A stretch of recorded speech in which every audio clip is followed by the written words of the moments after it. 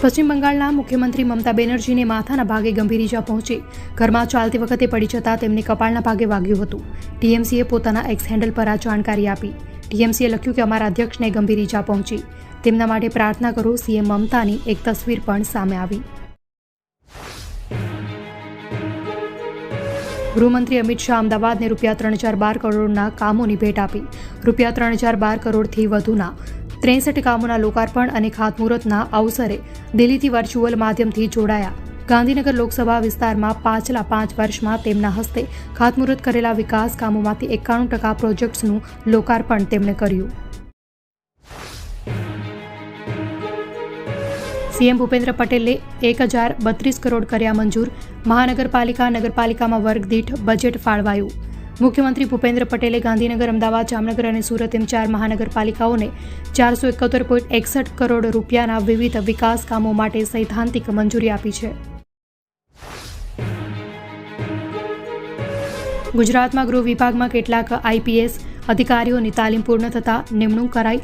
જ્યારે 65 નાયબ પોલીસ અધિક્ષક વર્ગ 1ના અધિકારીઓને જાહેર હિતમાં બદલીના આદેશ કરાયા. તો 2020 બેચના 5 આઈપીએસ અધિકારીઓને નિમણૂક પ્રતીક્ષા હેઠળ.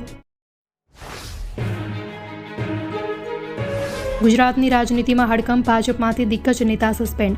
વડોદરામાં ભાજપ રાષ્ટ્રીય મહિલા મોરચાના ઉપાધ્યક્ષ ડોક્ટર જ્યોતિબેન પંડ્યાને પ્રદેશ અધ્યક્ષ CR પાટીલની સૂચનાથી પક્ષના તમામ હોદ્દા પરથી સસ્પેન્ડ કરાયા. રાજ્યમાં શિયાળાએ વિદાય લેતા ઠંડીમાં ઘટાડો થયો. હવામાન વિભાગ દ્વારા તાપમાનમાં વધારો થવાની આગાહી કરવામાં આવી. આગામી 2-3 દિવસમાં તાપમાનમાં 2 થી 3 ડિગ્રીનો વધારો થતાં ગરમીનું જોર વધશે. ગોંડલમાં માર્કેટ યાર્ડમાં કેસર કેરીનું આગમન. સિઝનની પ્રથમ કેસર કેરીના 200 બોક્સ યાર્ડમાં આવતા હરાજી કરાઈ, જેમાં 10 કિલોના બોક્સના કેસર કેરીનો 1900 થી 3000 ભાવ બોલાયા. લોકસભાની ચૂંટણીને લઈ રાજકીય પક્ષોએ પોતપોતાની કમર કસી લીધી. ભાજપના રાજકીય ભરતી મેળામાં જૂનાગઢમાં પૂર્વ ધારાસભ્ય અરવિંદ લાડાણી સહિત કોંગ્રેસના કેટલાક કાર્યકરોએ કેસરિયા ધારણ કર્યા. લોકસભા ચૂંટણી પહેલા કોંગ્રેસે આપી 30 લાખ નોકરીઓની ખાતરી.